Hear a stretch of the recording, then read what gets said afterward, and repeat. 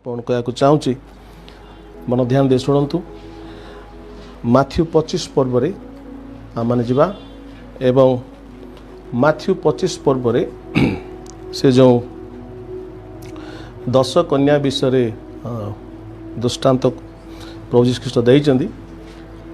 ଆଉ ମୁଁ ଆଜି କହିବାକୁ ଚାହୁଁଛି, ଆଜି ଆପଣ ଯାହା ଶୁଣିବାକୁ ଯିବେ ପାରମ୍ପରିକ ଭାବରେ ଯେଉଁ ପ୍ରଚଳିତ ଶିକ୍ଷା, ସେ ପ୍ରଚଳିତ ଶିକ୍ଷାରୁ ଟିକେ ଭିନ୍ନ ଏ ଶିକ୍ଷା ଅଟେ। ଆଉ କହିସାରିଲା ପରେ ମଧ୍ୟ ଖୋଲି ଅନୁଧ୍ୟାନ କରନ୍ତୁ, ଚେକ୍ କରନ୍ତୁ ଯାହା ମୁଁ କହୁଛି ତା ଠିକ୍, କାରଣ ଯାହା ଆପଣ ଶୁଣିବାକୁ ଯିବେ ତା ଆପଣ ଯାହା ସବୁ ବିଷୟରେ ମାଥ୍ୟୁ 25 ଯେଉଁ ଲେଖା ହେଇଛି ଏବଂ 10 virgins ଏମାନଙ୍କ ସମ୍ବନ୍ଧ ଅନେକ ବର୍ଷ ଧରି ସେ ଶିକ୍ଷାରୁ ଟିକେ ନୂଆ ପ୍ରକାଶନ ଅଟେ ଏବଂ ତେଣୁ ଶୁଣିବାକୁ ଆପଣ ଧ୍ୟାନ ଦିଅନ୍ତୁ ଶୁଣିବା ପାଇଁ। So you understand. ମନେ ରଖନ୍ତୁ, ଈଶ୍ୱରଙ୍କର ବାକ୍ୟ ଆମମାନଙ୍କୁ ଚେତନା ଦିଏ, ଆମମାନଙ୍କୁ ଉତ୍ସାହିତ କରେ, ଆମମାନଙ୍କୁ ସଂଶୋଧନ କରେ, କିନ୍ତୁ ଈଶ୍ୱରଙ୍କ ବାକ୍ୟ କେବେ ମଧ୍ୟ ଆମମାନଙ୍କ ଜୀବନରେ ଭୟ ଆଣେ ନାହିଁ। ତେଣୁ ଯେଉଁ ବାକ୍ୟର ଭୟ ଅଛି ସେ ବାକ୍ୟ ପ୍ରଭୁଠାରୁ ନୁହେଁ। ଈଶ୍ୱର ଭୟ ଦେଖିବା ପାଇଁ ବାକ୍ୟ ଦିଅନ୍ତି ନାହିଁ, ଚେତନା ପାଇଁ, ଉତ୍ସାହ ପାଇଁ, ସଂଶୋଧନ ପାଇଁ, ଶିକ୍ଷା ପାଇଁ ବାକ୍ୟ ଦିଅନ୍ତି। So God will never bring fear through his word. ତାଙ୍କର ଲେଖା ହେଇଛି ତାଙ୍କର ବାକ୍ୟରେ ଜୀବନ ଅଛି। ଯେଉଁଠି ଜୀବନ ସେଠି ଭୟ ଆସିଲା କେଉଁଠୁ? ତାଙ୍କର ବାକ୍ୟ ଆତ୍ମା 63। ତେଣୁ ଈଶ୍ୱରଙ୍କର ବାକ୍ୟକୁ ତର୍ଜମା କରିବା ସମୟରେ we must understand the heart god and the context. ପ୍ରଭୁ କେଉଁ ପରିପ୍ରେକ୍ଷୀରେ କହୁଛନ୍ତି ଏବଂ କେଉଁ କାଳକୁ ଲକ୍ଷ୍ୟ କରି ଏବଂ ଆମେ ବହୁତ ଭଲ ତାକୁ ବୁଝିବା ଦରକାର। ଏନିୱେ, ଆପଣଙ୍କୁ ଧୀରେ ଧୀରେ ଗୋଟେ ପରେ ଗୋଟେ ବୁଝିବାକୁ ଚାହୁଁଛି। ଆପଣମାନେ ବାଇବଲ ଖୋଲନ୍ତୁ ପୂର୍ବର 1ରୁ ଆମମାନେ 12 ପଦ ପର୍ଯ୍ୟନ୍ତ ପଢ଼ିବା। ଆସ୍ତେ ଆସ୍ତେ ଭଉଣୀ ପଢ଼ିବେ, ତାପରେ ଆମମାନେ ବାକ୍ୟକୁ ତର୍ଜମା କରିବା। ମାଥ୍ୟୁ 25 ପର୍ବ 1ରୁ 11 12। ସେତେବେଳେ ସ୍ୱର୍ଗ ରାଜ୍ୟ 10 ଜଣ କନ୍ୟାଙ୍କ ସଦୃଶ୍ୟ ହେବ। ସେମାନେ ଆପଣା ଆପଣା ପ୍ରଦୀପ ଘେନି ବରଙ୍କ ସହିତ ସାକ୍ଷାତ କରିବାକୁ ବାହାରିଲେ। ସେମାନଙ୍କ ମଧ୍ୟରୁ 5 ଜଣ ନିର୍ବୁଦ୍ଧି ଓ 5 ଜଣ ସୁବୁଦ୍ଧି ଥିଲେ। ନିର୍ବୁଦ୍ଧି ମାନେ ପ୍ରଦୀପ ନେବା ସମୟରେ ନିଜ ନିଜ ସହିତ ତୈଳ ନେଲେ ନାହିଁ, ମାତ୍ର ସୁବୁଦ୍ଧି ମାନେ ଆପଣା ଆପଣା ପ୍ରଦୀପ ସହିତ ପାତ୍ରରେ ତୈଳ ନେଲେ। ବରଙ୍କ ଆସିବାର ବିଳମ୍ବ ହୁଅନ୍ତେ ସମସ୍ତେ ଢୁଳାଉ ଢୁଳାଉ ଶୋଇ ପଡ଼ିଲେ। କିନ୍ତୁ ଅର୍ଦ୍ଧରାତ୍ରିରେ ଏହି ଦେଖ, ବର ତାଙ୍କ ସାଙ୍ଗରେ ସାକ୍ଷାତ କରିବାକୁ ବାହାର, ଏପରି କୋଳାହଳ ହେଲା। ସେତେବେଳେ ସେହି କନ୍ୟା ସମସ୍ତେ ଉଠି ଆପଣା ଆପଣା ପ୍ରଦୀପ ସଜାଡ଼ିଲେ। କିନ୍ତୁ ନିର୍ବୁଦ୍ଧି ମାନେ ସୁବୁଦ୍ଧି ମାନଙ୍କୁ କହିଲେ, ତୁମ ତେଲରୁ ଆମକୁ ଟିକେ ଦିଅ, କାରଣ ଆମ୍ଭ ଦୀପ ସବୁ ଲିଭି ଯାଉଅଛି। ମାତ୍ର ସୁବୁଦ୍ଧି ମାନେ ଉତ୍ତର ଦେଲେ, ନାହିଁ ନାହିଁ, ତୁମ୍ଭ ଆମ ପାଇଁ ତ ଅଣ୍ଟିବ ନାହିଁ, ବରଂ ଦୋକାନୀ ମାନଙ୍କ ପାଖକୁ ଯାଇ ଆପଣା ଆପଣା ନିମନ୍ତେ କିଣି ଆଣ। କିନ୍ତୁ ସେମାନେ କିଣିବାକୁ ଯାଉଥିବା ସମୟରେ ବର ଆସିଲେ। ପୁଣି ଯେଉଁମାନେ ପ୍ରସ୍ତୁତ ଥିଲେ ସେମାନେ ତାଙ୍କ ସହିତ ବିବାହ ଉତ୍ସବରେ ଯୋଗଦାନ କରିବା ନିମନ୍ତେ ଗୃହରେ ପ୍ରବେଶ କଲେ, ଆଉ ଦ୍ୱାର ବନ୍ଦ କରାଗଲା। ଏଥି ଉତ୍ତରେ ଅନ୍ୟ କନ୍ୟାମାନେ ମଧ୍ୟ ଆସି କହିଲେ, ହେ ପ୍ରଭୁ, ଆମ ପାଇଁ ଦ୍ୱାର ଫିଟାଇ ଦିଅନ୍ତୁ। କିନ୍ତୁ ସେ ଉତ୍ତର ଦେଲେ, ମୁଁ ତୁମମାନଙ୍କୁ ସତ୍ୟ କହୁଅଛି, ମୁଁ ତୁମମାନଙ୍କୁ ଜାଣେ ନାହିଁ। ଆମେ ସମସ୍ତେ ଜାଣିଛେ ଯେ ଏଇ ଯେଉଁ 10 କନ୍ୟା ସେମାନେ ବରଙ୍କ ଅପେକ୍ଷାରେ ଥିଲେ ଏବଂ ଯେତେବେଳେ ବର ଆସିଲେ ସେହି ସମୟରେ 5ଟି ସୁବୁଦ୍ଧି କନ୍ୟା ସେମାନେ ବରଙ୍କ ସହିତ, କିନ୍ତୁ 5 ନିର୍ବୁଦ୍ଧି କନ୍ୟା ସେମାନେ ଯାଇପାରିଲେନି। ଏବଂ ଆପଣମାନେ ଏହି ଶିକ୍ଷା ଶୁଣିଥିବେ। ଆଉ ସୁବୁଦ୍ଧି ଏବଂ ନିର୍ବୁଦ୍ଧି ଏ ଯେଉଁ କନ୍ୟା ଏହା ମଣ୍ଡଳୀକୁ ବୁଝାଏ। ଏବଂ ନିର୍ବୁଦ୍ଧି କେଉଁମାନେ ଆପଣମାନେ ଶିକ୍ଷାରେ ଶୁଣିଥିବେ। ନିର୍ବୁଦ୍ଧି ସେଇମାନେ ଯେଉଁମାନେ ଶାରୀରିକ ଖ୍ରୀଷ୍ଟିଆନ ଅଟନ୍ତି, ଯେଉଁମାନେ ଆତ୍ମିକ ଜୀବନ କାଟନ୍ତି ନାହିଁ ଏବଂ ଯେଉଁମାନଙ୍କ ଜୀବନରେ ଅଭିଷେକ ନାହିଁ, ତେଲ ନାହିଁ, ଏହି ପ୍ରକାର ବିଶ୍ୱାସୀମାନଙ୍କୁ ଏହି ପ୍ରକାର ମଣ୍ଡଳୀକୁ ନିର୍ବୁଦ୍ଧି କନ୍ୟା ବୋଲି କୁହାଯାଏ। ଏବଂ ଯେଉଁମାନେ ଆତ୍ମିକ ଜୀବନ କାଟୁଛନ୍ତି, ପ୍ରାର୍ଥନା ଉପବାସ ରହୁଛନ୍ତି, ତାଙ୍କ ଜୀବନରେ ଅଭିଷେକ ଅଛି, ସେମାନଙ୍କୁ ସୁବୁଦ୍ଧି କନ୍ୟା ବୋଲି କୁହାଯାଏ। ଏହି ପ୍ରକାର ଶିକ୍ଷା ଆପଣ ପାଇଛନ୍ତି, କିନ୍ତୁ ଏହା ବାଇବଲ ଭିତ୍ତିକ ନୁହେଁ। ଆପଣ ଯଦି ବାଇବଲକୁ ଭଲରେ ପଢ଼ିବେ ଆପଣ ଜାଣିପାରିବେ ପ୍ରକୃତରେ ବାଇବଲ କାହାକୁ ସୁବୁଦ୍ଧି ଓ କାହାକୁ ନିର୍ବୁଦ୍ଧି ବୋଲି କହୁଅଛି। କିନ୍ତୁ ପାରମ୍ପରିକ ଭାବରେ ଆମେ ଜାଣିଛୁ ଯେ ଯେଉଁମାନେ କନ୍ୟାମାନେ ଯେଉଁମାନେ ନିଜକୁ ପ୍ରସ୍ତୁତ କରିଥିବେ, ଆତ୍ମିକ ଜୀବନ କାଟୁଥିବେ, जो ख्रीस्टियन माने विश्वास बढ़ुवे पवित्र रोथे आत्मिक जीवन बढ़ुवे से सुबुद्धि कन्या से निज उपस्थित कर निर्बुद्धि कन्या मैंने जो मैंने कि अवहेला जीवन काटुंट जो विश्वासी मैंने अवहेला जीवन काटुंट से निर्बुद्धि कन्या एवं प्रकार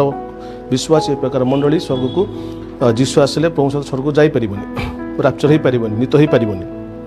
एटा हूँ ट्रेडिशनल टीचिंग आप शुणी आनेक दिन वर्षर कि आज आप नुआ कथा कहना चाहूँगी आसतु प्रथम देखा जे लेखा जाऊँगी 25 माथ्यू 25:1 जे स्वर्ग राज्य 10 जन कन्या सदृश हो से मैंने आपण आपण प्रदीप घेनी बरंक सहित साक्षात करने को बाहर लेखा ये दुईटी कन्या बर को अपेक्षा करते एवं दुईटी कन्या दुईटी जो 10टी कन्या 5 सुबुद्धि 5 निर्बुद्धि ए 10 जन कन्या बरंक सहित साक्षात करने एमाने बाहर मुझे कहना चाहूँगी अनेक कहले मैंने बरंकर अपेक्षा करते गोटे जगह लिखे जो बरंकर अपेक्षा कर शई पड़े तेणु प्रश्न आसुची कौ लोक मैंने बरंकर बा जो बर को आम आप जानते प्रभु जीशु ख्रीस्ट को मसीह को बुझाए तो मसीह को प्रभु जीशु ख्रीस्ट को कौ मैंने एक्चुअली अपेक्षा कर दुई प्रकार लोक अपेक्षा कर मसीह प्रभु जीशु आगमन को प्रथम हेले ख्रीस्टियन माने जो माने ख्रीस्ट को विश्वास कले जीशु विश्वास कर जीशु अनुसरण कर प्रकार लोक ख्रीस्टियन कहुए ख्रीस्टियन माने से माने जीशुंकर बा बरंकर द्वितीय आगमन अपेक्षा कर ख्रीस्टियन लोक छाड़िले आ गोटे दल अच्छा जो मैंने मसीह अपेक्षा कर मसीह आसवे कौन से जिहुदी माने बरंकर बा जीशुंकर द्वितीय आगमन अपेक्षा करना प्रथम आगमन अपेक्षा कर जीशु जो प्रथम आसिले ताहाको जिहुदी माने विश्वास करना से भावती मसीह प्रभु जीशु सेवियर मसीह आउ थे से आसी ना आसवे तेणु से मसीह आसला पृथ्वी से राजा हे अपेक्षा आज पर्यंत कर किंतु ख्रीस्टियन लोक मैंने जानते मसीह आसी सारे और प्रथम आगमन हो सारा सेकेंड टाइम द्वितीय आगमन हे तेणुक दुईटी ग्रुप ख्रीस्टियंस एवं जिहुदी माने ख्रीस्टियन लोक मैंने जिहुदी माने एमाने बरंकर बा प्रभु जीशुंकर अपेक्षा आगमन अपेक्षा कर अच्छा ताले प्रश्न आसुची जो दुईटा ग्रुप एम जनक मध्य सुबुद्धि जन हेले निर्बुद्धि तो बाइबल अनुसार सुबुद्धि किए निर्बुद्धि किए एक कथा आम बाइबल रू देखा आम निज चिंताधारा नुहे निजे कल्पना करी नुहे बाइबल कौन कह माथ्यू 7 पर्व आप देखिए 7:24-25 पढ़ंतु शुणे और पालन करे से पाषाण उपरे गृह निर्माणकारी जड़े बुद्धिमान लोक सदृश हेबो वृष्टि बतास बहिला और सही घर को धक्का मारिला आउ ताहा पड़िला नाही कारण पत्थर उपरे ताहार मूलदुआ थिला लेखा जीशु कहले प्रभु जीशु कहले माथ्यू 7 पर्व 24 पदरे जे कौन व्यक्ति ताहा कथा को शुणे एवं पालन करे से एक्चुअली पाषाण उपरे बा पत्थर उपरे गृह निर्माणकारी गोटे बुद्धिमान लोक सदृश हम सुबुद्धि लोक हम तो प्रभु जीशु कहवा अनुसार जो मैंने कथा को शुणती एवं पालन करती से माने बुद्धिमान बा से माने सुबुद्धि माने कौन लेखा जाउची से माने ए प्रकार व्यक्ति जो माने शुणती एवं पालन करती से माने कौन करती ना से माने पाषाण उपरे अपना गृह को निर्माण करती तो ये पाषाण माने कौन ये पत्थर माने कौन बुद्धिमान लोक किए ना से व्यक्ति जे कि पत्थर उपरे अपना घर को निर्माण करुच्ची अच्छा ये पत्थर किए एक कथा मध्य बाइबल लिखाई आम देखा प्रथम करंथियो 3 पर्व तार 11 पदरे लिखा जाए से पत्थर लिखा से बुद्धिमान व्यक्ति सहित जे पत्थर उपरे पत्थर मूलदुआ उपरे अपना गृह निर्माण करे प्रथम करंथियो 3 पर्व 11 पद जो भित्तिमूल स्थापित होइछि ताहा व्यतीत अन्य भित्तिमूल केहि स्थापन करि जो भित्तिमूल स्थापित होइछि ताहा व्यतीत अन्य कोनोसी भित्तिमूल कोनोसी व्यक्ति स्थापित करि परिबो नाही सेही भित्तिमूल जीशु ख्रीस्ट सेही भित्तिमूल जीशु ख्रीस्ट लेखा होछि पाषाण होछि गोटे प्रकार चिन्ह कराए देखाए दर्शाए पाषाण पत्थर जीशु ख्रीस्ट को देखाए आप जदि देखिबे पुरातन नियम रे लेखा अछि प्रथम करंती 10 रे जे जो पारमार्थिक जल इस्राएल लोक मैंने पान कले एवं जो पथर जो शैलू जल निर्गत है से शैल ख्रीष्ट थिले तेणु एठी आम देखुचु आउ कौन सी मूलदुआ नहीं केवल गोटे मात्र मूलदुआ अच्छी से मूलदुआ हेले प्रभु जीशु ख्रीष्ट तेणु जीशु हेले से पथर से कणर प्रधान प्रस्तर आम जाचु से पथर उपरे जो व्यक्ति अपना आत्मिक जीवन को बसाए आत्मिक जीवन गृह को निर्माण करे से व्यक्ति बुद्धिमान व्यक्ति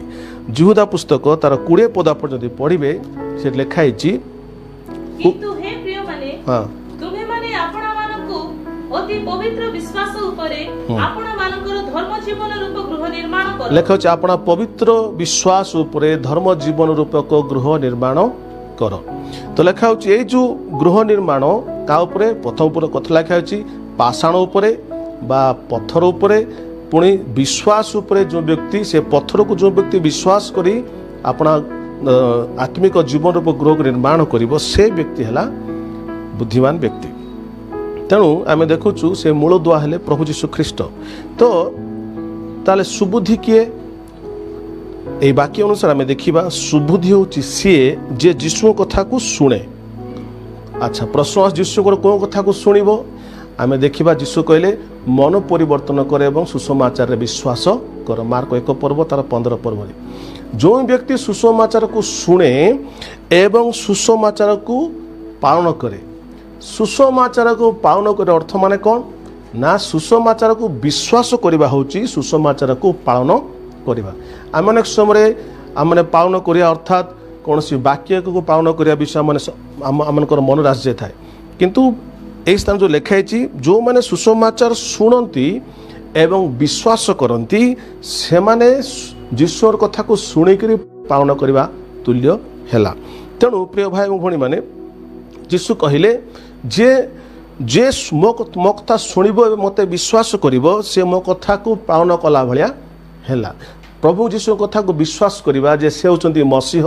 से हेले उद्धारकर्ता से हेले मुक्तिदाता जीशु ख्रीष्ट को बिना मुक्ति कहाँ ठारे नहीं धर्म कर्म करी क्रियाकर्म करी व्यवस्था को पालन करी कौन व्यक्ति धार्मिक ही मुक्ति पाई परिबो नहीं मुक्तिकर्ता जीशु को केवल विश्वास करने द्वारा जे मुक्ति मिले यह हला सुसमाचार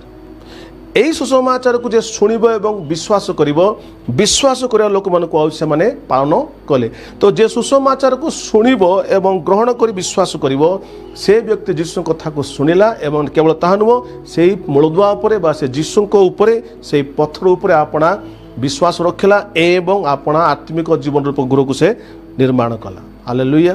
तेणु आपण देखिबे जोहन 6 पर्वर खोलंतु 28-29 लिखाई गोटे कथा पढ़ंतु हाँ से पचारे ईश्वर को कार्य सब करिबा निमंते हाँ आम मानको कोन करिबाकू हेबो हाँ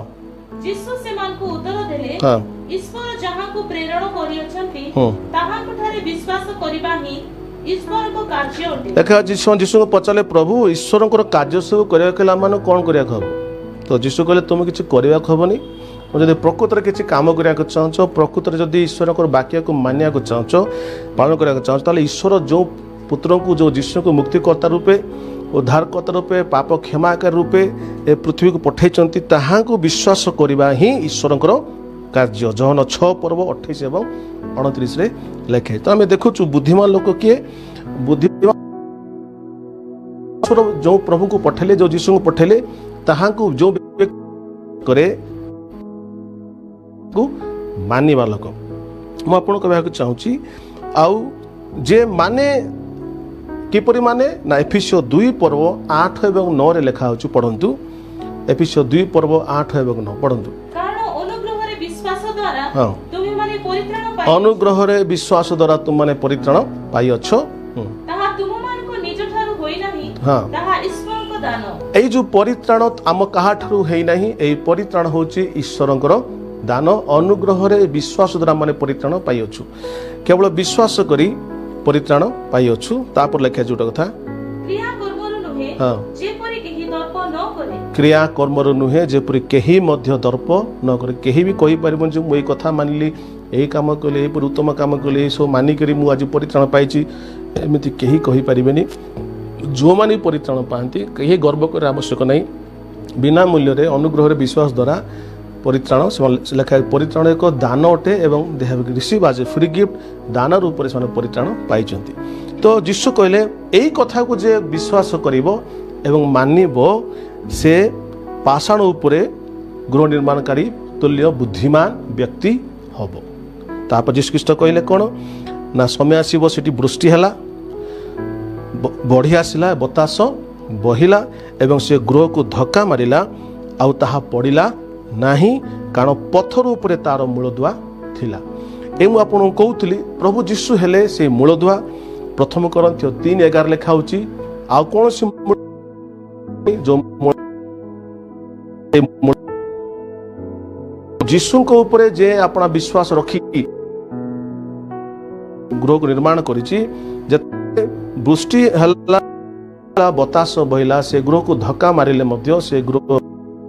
नहीं ए जो वृष्टि आसिला बढ़ी आसिला बतास बहि महाक्लेश को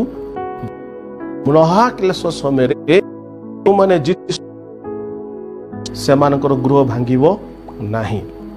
ओके हमें देखिबा माथ्यू 7 पर्वर तार 36 लिखा है जे मूर्ख माने बर्तमान बुझी सुसमाचार को विश्वास करती से माने किए निर्बुद्धि माने किए लिखा है पढ़ंतु आउ जे केहि मोर एही समस्त कथा सुनी पालन करे नाही से बालक उपरे गृह निर्माणकारी जणे मूर्ख लोक सदृश जो व्यक्ति मोर कथा को सुनी पालन करे नाही से बालक उपरे गृह निर्माणकारी जणे मूर्ख लोक सदृश। बालुका माने कोन प्रभु यीशु को छाड़ी दे आपण जेकोसी मूल द्वार रे जदि आपण धर्म जीवन को रूपक गृह आत्मिक जीवन जदि आपण खोजुचंती यीशु को छाड़ी बाकी जगह जदि आपण खोजुचंती ताला ता कार मूल द्वारे घर बांधिबा तुल्य हेबो। जो माने यीशु को बिना अपना आत्मिक जीवन काटुचंती यीशु को छाड़ी धार्मिक जीवन काटुचंती जते बेले वृष्टि हैला बढ़ी आसीबो बतास हो महाक्लेश हवा समय कौनसी धर्म अन्य कौनसी विश्वास कौनसी व्यक्ति को रक्षा करिवो ना लेखा से आसीबो धक्का मारिबो से घर लेखा से घर पड़ी जिवो एवं ताहार पतन भयंकर हबो। तेणु लेखा जे मोर कथा को शुणे एवं पालन करे नहीं से व्यक्ति होची गोटे मूर्ख व्यक्ति बा निर्बुद्धि व्यक्ति। आपण देखिबे द्वितीय थेसलोनिके 1:8 रे लिखा जायछि गोटे कथा 2 थेसलोनियन चैप्टर 1 वर्स हंती जो माने ईश्वर को जानती नहीं आम मानक प्रभु यीशु को सुसमाचार मानती नहीं हाँ तो लिखा होची को माने दंड पाइबे को मानकर घर भांगी जब वृष्टि आसीबो बढ़ी आसीबो बतास बहिबो से समय किंतु नहीं एठी हम देखु द्वितीय थेसलोनिके 1:8 रे जो माने ईश्वर को जानती यीशु सुसमाचार को मानती नहीं ए जो सुसमाचार को मानती नहीं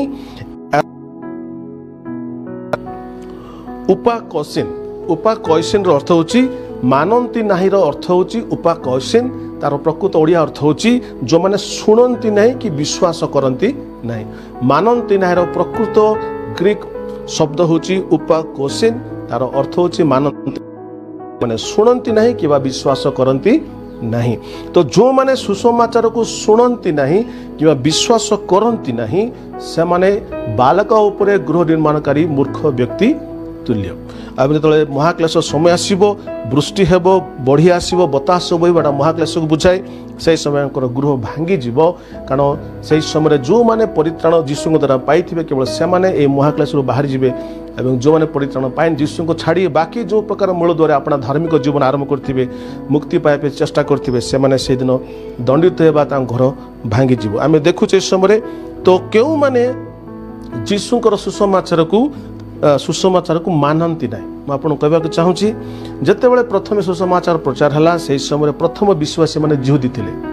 प्रथम 3000 लोग विश्वास कले 5000 जिहुदी विश्वास कले ଯେତେବେଳେ ବିଜାତି ମାନେ ବିଶ୍ୱାସ କରିବାକୁ ଆରମ୍ଭ କଲେ ଆମେ ଦେଖୁଛୁ ଯୁହୁଦୀ ମାନଙ୍କର ବିଶ୍ୱାସ କରିବା ସଂଖ୍ୟା କମି କମିଗଲା। କାଳକ୍ରମେ ଯୁହୁଦୀ ମାନଙ୍କର ତାଡ଼ନା ବହୁତ ବଢ଼ିଲା ଏବଂ ଯୁହୁଦୀ ମାନେ ନିୟମ ବି କଲେ ଯଦି କୌଣସି ବ୍ୟକ୍ତି ଯୀଶୁଙ୍କୁ ଗ୍ରହଣ କରିବ ତାକୁ ସମାଜଚ୍ୟୁତ କରାହେବ। ଏହି ପ୍ରକାର କଠୋର ନିୟମ ଖ୍ରୀଷ୍ଟଙ୍କ ବିରୁଦ୍ଧରେ ସେମାନେ କରିବା ଦ୍ୱାରା ଆମେ ଦେଖୁଛୁ ପରବର୍ତ୍ତୀ ସମୟରେ ଯୁହୁଦୀ ବିଶ୍ୱାସୀମାନଙ୍କ ସଂଖ୍ୟା କମିଗଲା ଏବଂ ବିଜାତି ବିଶ୍ୱାସୀମାନଙ୍କ ସଂଖ୍ୟା ବଢ଼ିଗଲା। ତେଣୁ ଆଜି ଆମେ ଦେଖୁଛୁ ଆଜି ମଧ୍ୟ ଅନେକ ଯୁହୁଦୀ ପ୍ରଭୁ ଯୀଶୁ ଖ୍ରୀଷ୍ଟଙ୍କର ସୁସମାଚାରକୁ ମାନନ୍ତି ନାହିଁ। ଯୁହୁଦୀ ମାନେ କହନ୍ତି ଯୀଶୁ ମସିହ ନୁହନ୍ତି, ପ୍ରଭୁ ଯୀଶୁ ପରିତ୍ରାଣକର୍ତ୍ତା ନୁହନ୍ତି। ସେମାନେ ଭାବନ୍ତି ମସିହ ପର୍ଯ୍ୟନ୍ତ ଆସିନାହାନ୍ତି, ଆସିବେ ଏବଂ ଆମେ ତାଙ୍କର ଆଗମନ ଅପେକ୍ଷା କରୁଅଛୁ। ତେଣୁ ଏହି ଜାଗାରେ ଯୁହୁଦୀ ମାନେ ହେଲେ ସେଇ ନିର୍ବୁଦ୍ଧି କନ୍ୟା ତୁଲ୍ୟ ଯେଉଁମାନେ ଯୀଶୁଙ୍କୁ ଏବଂ ତାଙ୍କ ସୁସମାଚାରକୁ ମାନନ୍ତି ନାହିଁ। ଏମାନେ ହେଲେ ସେଇ ନିର୍ବୁଦ୍ଧି କନ୍ୟା ତୁଲ୍ୟ। ସୁବୁଦ୍ଧି କନ୍ୟା କିଏ ନା ଯେଉଁମାନେ ଯୀଶୁଙ୍କୁ ମାନନ୍ତି, ସୁସମାଚାରକୁ ମାନନ୍ତି ବିଶେଷ କରି ଏବଂ ସୁସମାଚାର ଦ୍ୱାରା ସେମାନେ ଗୃହକୁ ନିର୍ମାଣ କରୁଛନ୍ତି, ଆତ୍ମିକ ଜୀବନ ନିର୍ମାଣ କରୁଛନ୍ତି। ମୂର୍ଖ ମାନେ କେଉଁମାନେ? ସୁବୁଦ୍ଧି ବୋଲେ ନିର୍ବୁଦ୍ଧି ମାନେ କିଏ ନା ଯେଉଁମାନେ ସୁସମାଚାରକୁ ବିଶ୍ୱାସ କରି ନାହାନ୍ତି। ଯୀଶୁ ଯେତେବେଳେ କହିଲେ ମାଥ୍ୟୁ 7 ପର୍ବରେ ଯେଉଁମାନେ ମୋ ବାକ୍ୟକୁ ଶୁଣନ୍ତି ଏବଂ ପାଳନ କରନ୍ତି ବା ଅର୍ଥାତ୍ ଯେଉଁମାନେ ମୋର କଥାକୁ ମୋର ସୁସମାଚାର ଶୁଣନ୍ତି, ଯୀଶୁ କହିଲେ ମନ ପରିବର୍ତ୍ତନ କର ଏବଂ ସୁସମାଚାରରେ ବିଶ୍ୱାସ କର। ଏଇଟା ହିଁ ସେ କରିବାକୁ କହୁଥିଲେ। ତେଣୁ ସୁସମାଚାର ହେଉଛି ପ୍ରଭୁ ଯୀଶୁ ସବୁ ଜଗତର ପାପର ପ୍ରାୟଶ୍ଚିତ ନିମନ୍ତେ ଆପଣଙ୍କୁ ବଳି କଲେ, କବରସ୍ଥ ହେଲେ, ପୁନର୍ବାର ତୃତୀୟ ଦିନ ଉଠି ଆସିଲେ। ଏହା ହେଲା ସୁସମାଚାର। ୟାକୁ ଯିଏ ବିଶ୍ୱାସ କରିବ ସେ ମୁକ୍ତି ପାଇବ। ତ ୟାକୁ ଯିଏ ବିଶ୍ୱାସ କରିକି ଜୀବନ ଆଗକୁ ବଢ଼ିବ ସେ ହେଉଛି ବୁଦ୍ଧିମାନ